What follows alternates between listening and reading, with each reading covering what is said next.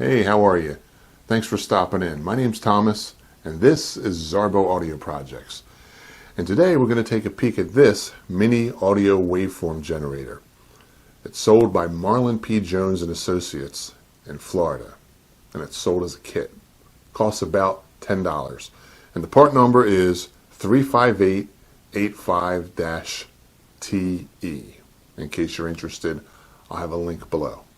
Well, if you're not familiar with Marlin P Jones Associates, they sell a lot of electronic parts, switches, relays, power supplies, wires, cables, even Raspberry Pi and Arduino stuff.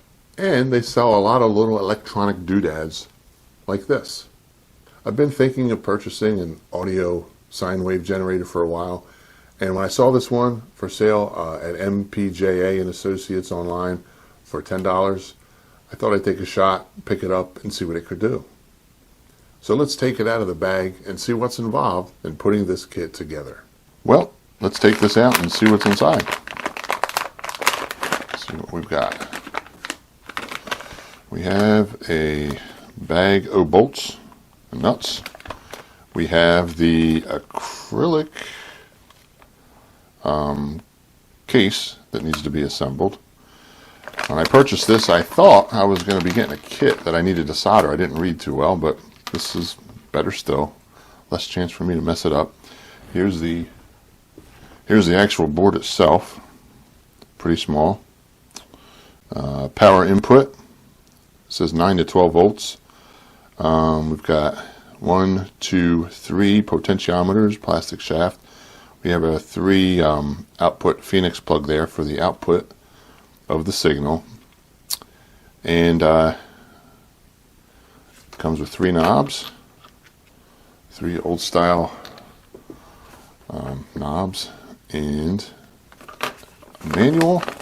Looks like mini waveform generator kit with unassembled case.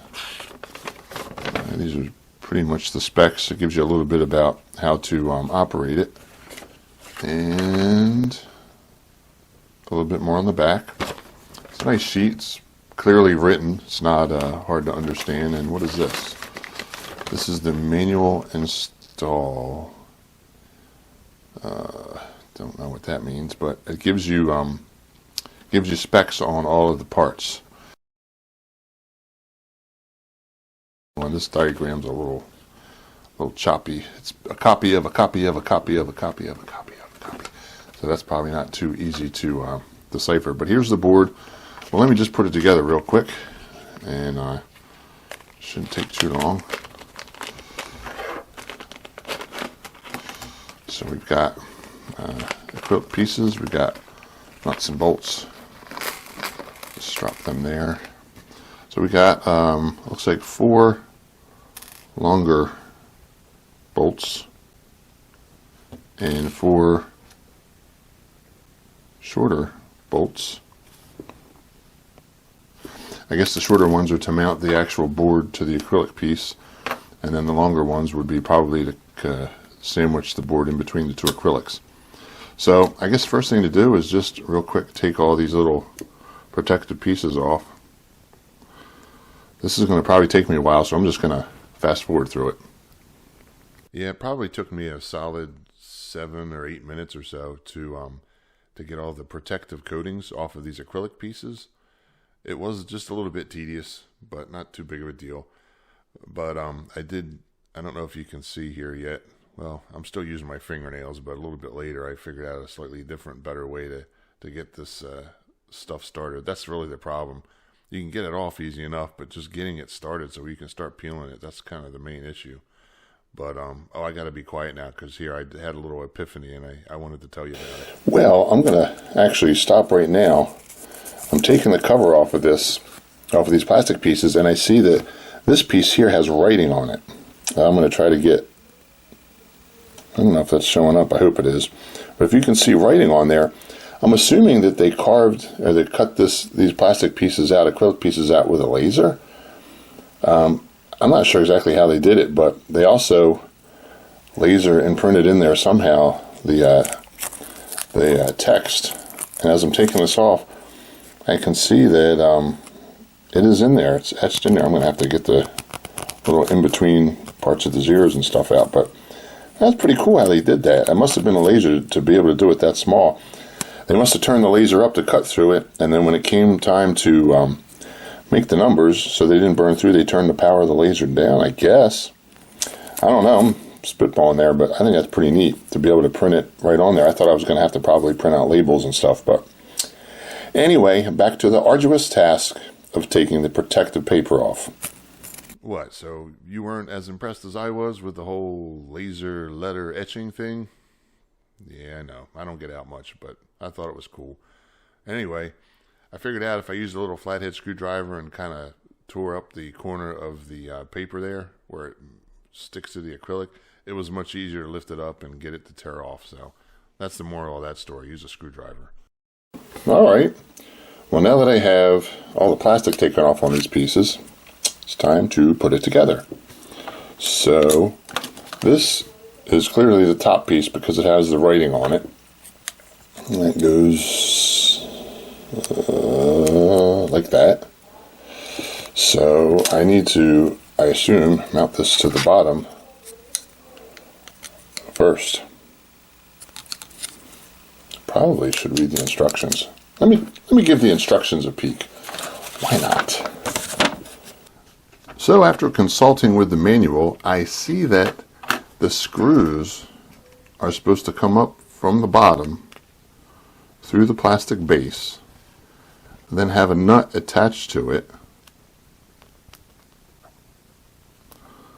I say it have a nut attached to it. There you go.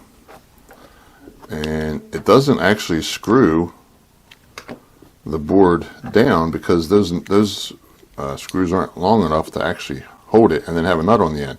It's just a spacer to space the circuit board off of the clear plastic base. So I'm going to install all 4 of these screws and put the nuts on the back, and then we'll see how that board actually fits in there. Really, the screws themselves, they just sort of locate the circuit board so it can't move around too much. It basically floats is the idea, which I can see. I guess it's going to be sandwiched by the top piece of acrylic, so it doesn't really need to mount firmly in place. Oops, some of this is visible. I'm trying to get better at making videos where you can actually see what I'm doing.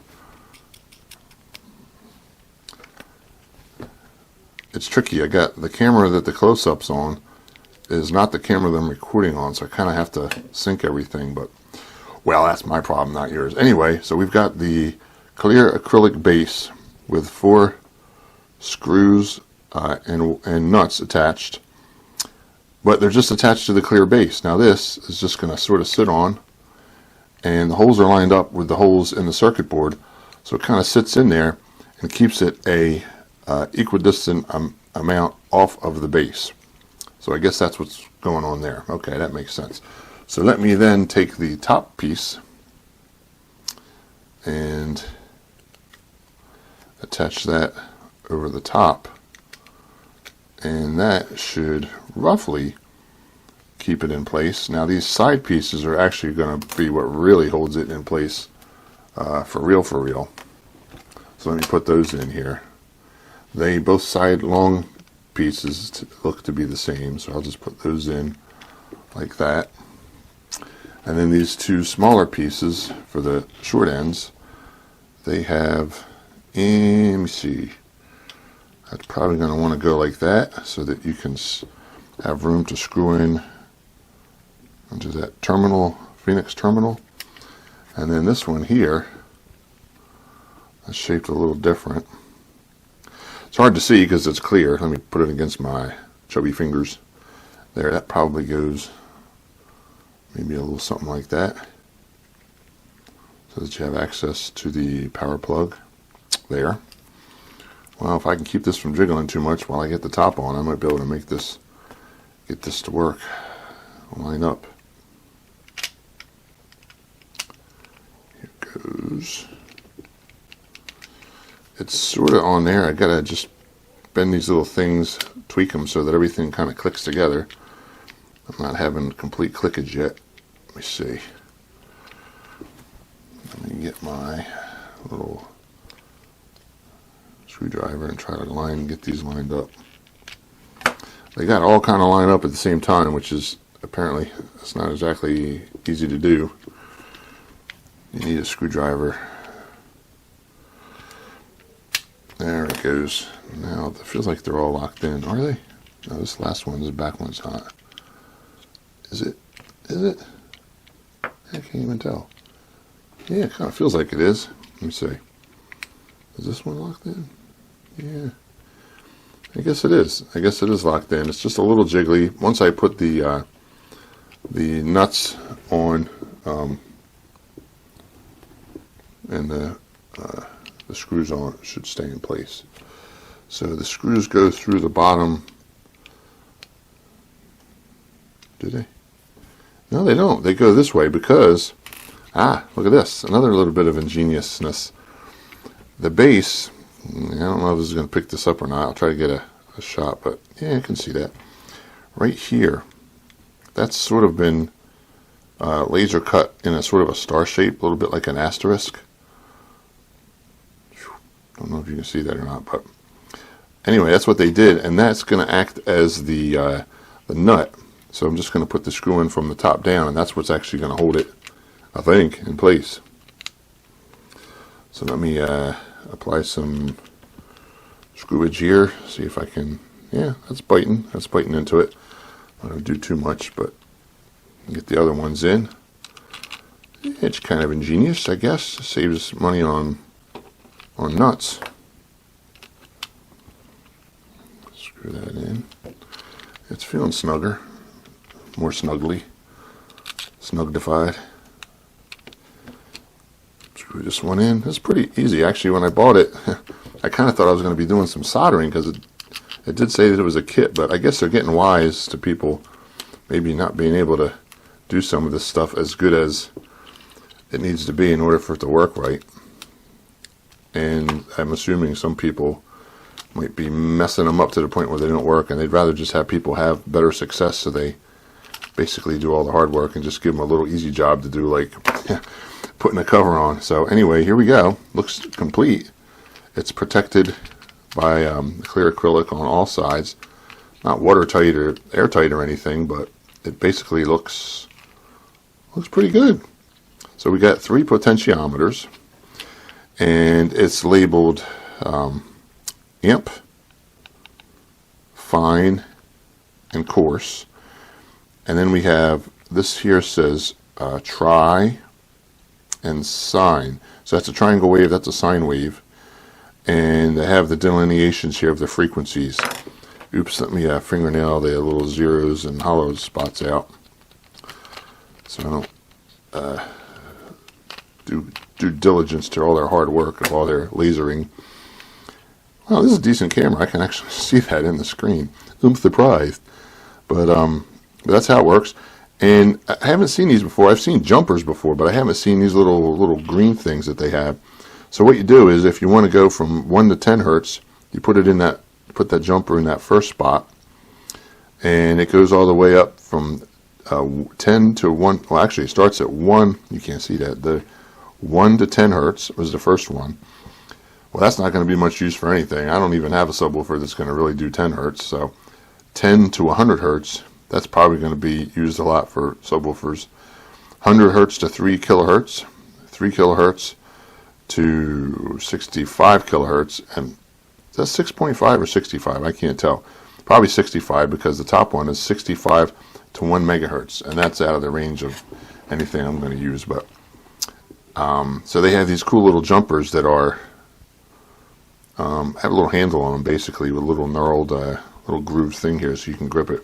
When I saw this, I was thinking I might like wire this up and make a switch or something where I could adjust just with a switch, but this is actually pretty easy and pretty nice. I think this would be durable enough for however much times I'd use it to be able to just leave that the way that it is. It's kind of a clever little package.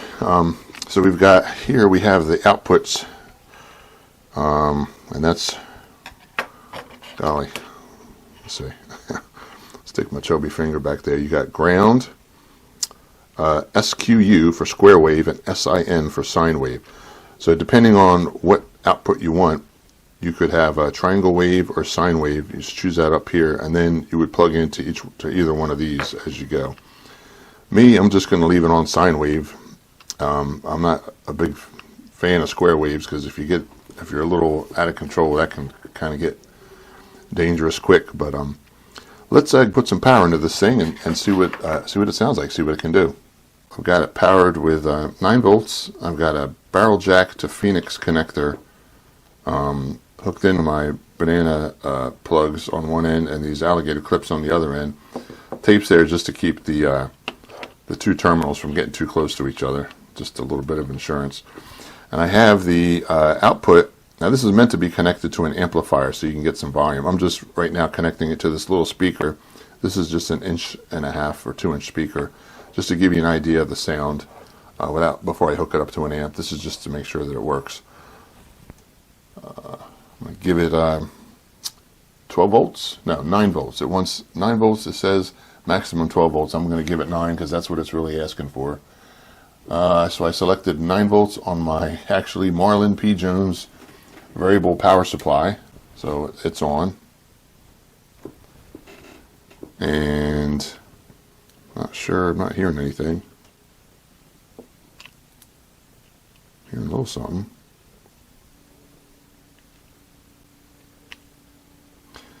Okay, I do hear something. There we go. So we have 3 knobs: amplitude, fine adjustment, and coarse adjustment. And I have the jumper on the 100 hertz to 3 kilohertz setting right here. It's set for a sine wave. So let me get my fingers out of the way. This one that says amp, when you turn it down, or what we would think of as down, it actually gets louder. When you turn it up, it gets quieter. So I'm going to leave it down here, even though it looks like it would be the quietest, but that's where it's the loudest. And then I'll just mess with these a little bit. So this is the coarse setting, big swings, and this is the fine setting. So you get in the ballpark with the coarse one, and then you can sort of fine-tune it with the fine setting. Now I had started off camera, I started this on 10 hertz to 100 hertz, which is the one under this. This is the 100 hertz to 3K. I didn't hear anything, but that's because this is a teeny little speaker, and it really can't put out 100 hertz with any authority, at least not enough to hear it. So let me, okay, that's a maximum. That would be 100 hertz roughly. I don't know if you can hear it. I'll put the mic next to it. This is all probably very quiet. I might have to edit this out, but basically it's meant to be driven by an amplifier. This is providing what's essentially a line level signal. But let me turn it up to a higher setting. Should be able to hear that. That's 100 hertz to 3K. Now there's no way of knowing what actual frequency you're producing with this, which is fine. It's for what it is, you know, if there was a digital readout or something, it would be a lot more money. So this is just a simple waveform generator. But you can see how this works. I got to keep it up in the higher registers or you won't be able to hear it since it's such a tiny speaker.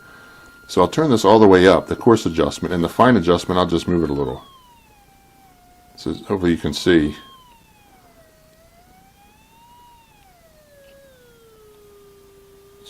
It's raising in frequency as I move it up. That's the fine adjustment. This coarse adjustment has a much more aggressive sweep of the frequency than the fine adjustment. Then I'll go up from 100 to 3K, which is where I'm at, to 3K to 65 kilohertz, which would be beyond human hearing. And of course I can't hear anything, so I'll dial this down. Ooh, there it goes. My cat left when I was messing with this because he doesn't like these high frequency noises. He can actually hear them. So, and again, as I turn this up, the amplitude dial, it actually gets quieter. I'm not sure why that is. Might have just been the easiest way to implement the circuit, and that's fine. I can go the other way. It's not a big deal. But just a little run through of. Now I'm going to switch from sine wave to triangle wave, just so you can hear the difference.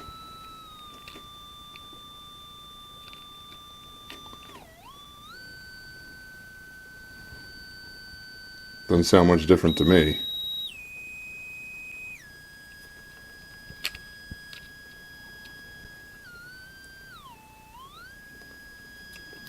But anyway, that's just a quick look at how it works.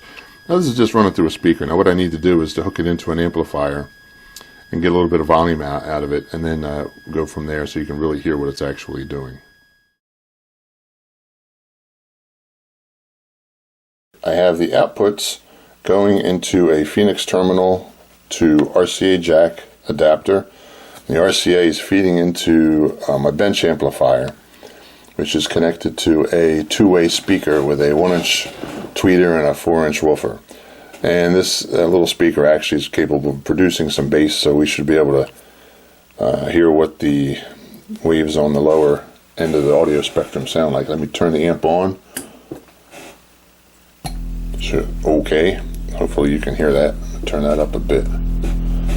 So we've got the amplitude in the middle, we've got the fine adjustment in the middle, and the coarse is cranked up. This is the 10 hertz to 100 hertz setting. So I'm all the way at the top, roughly at 100 hertz, I guess. Turn it down some, and I'll just be quiet while I do this so you can hear.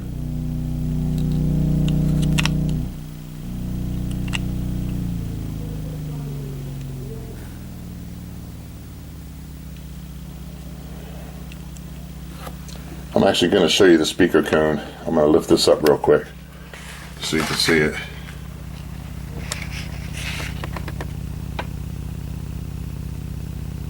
Turn it down just a little lower.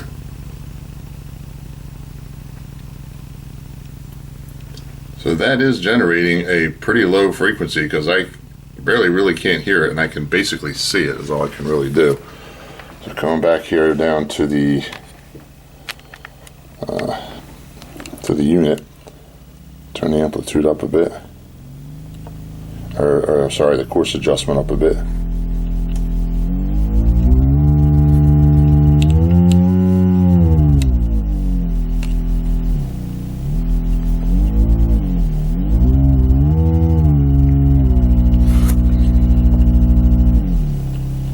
Now if I go all the way down, I can see the woofer moving at like what looks like, yeah, it looks like about 10 cycles per second. I'm surprised my little amp isn't clicking off, but turn this up a little bit so I don't stress the amp out too much and have to redo all this. So I'm going to turn the volume all the way in the up setting, which is actually in the all the way down setting. I'm going to pull that jumper out. I'm going to go from 100 hertz to 3 kilohertz. That's a lot louder than the bass, so.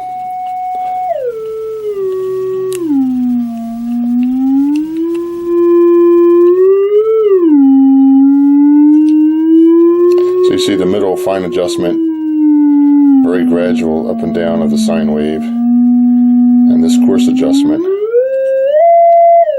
it's much more drastic, the change.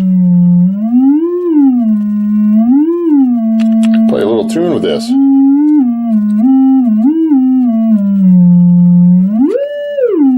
Alright, I'm no musician.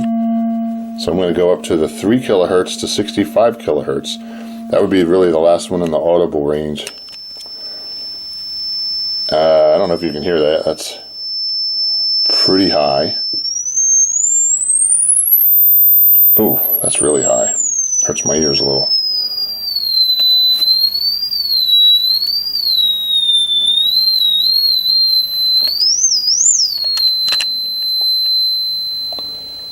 Well, I'm going to go to triangle wave and see what that does. Let me also go down to the 100 hertz to 3 kilohertz. That's a range where it doesn't hurt my ears so much. So again, the volume, the amplitude knob kind of works backwards, unless I'm understanding what that's doing. That's louder and that's quieter. It might be doing something other than just making it louder or quieter, and maybe I'm misunderstanding it. But if you know, feel free to comment in the comment section. Fine adjustment, coarse adjustment.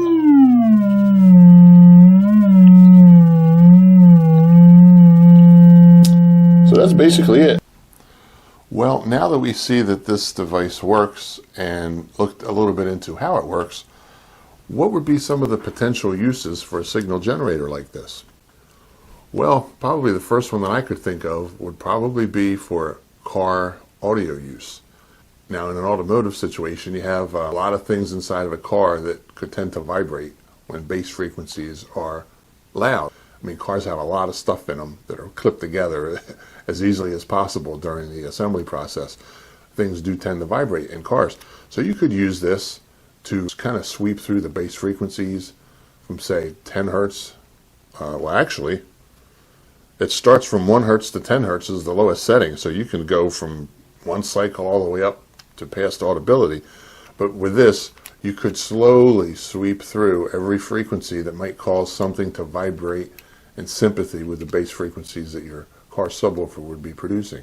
And then once you pinpoint what's vibrating, and then it's just a matter of using some dampening or some type of means to secure that panel or whatever it is that's vibrating. You know, you can have a similar situation at home as well, where your subwoofer will cause something inside your house to vibrate or buzz, and sometimes it's difficult to find out what exactly is buzzing.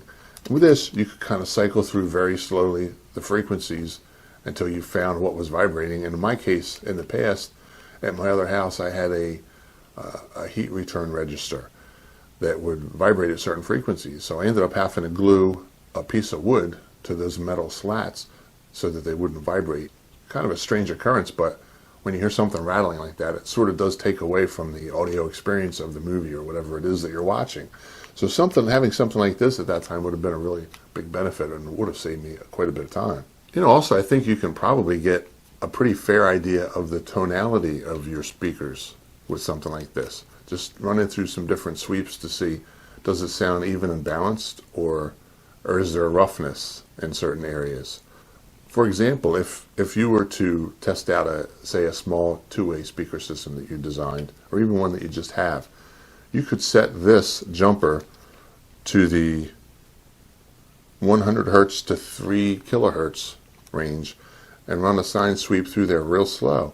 And you can see, because most small two-way speakers are crossed over from the woofer to the tweeter at between, I'll say, 2000 to 2500 hertz.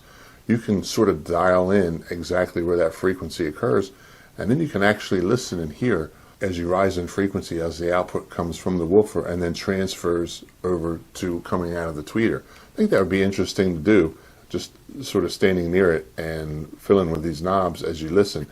It might even give you a little bit of an education about how that happens and how that's supposed to sound. Or if it's not set up correctly in your crossover, that might tell you that as well. Now here's probably the biggest question some people might have when watching this video. Why use this? Why not just use an app on your phone?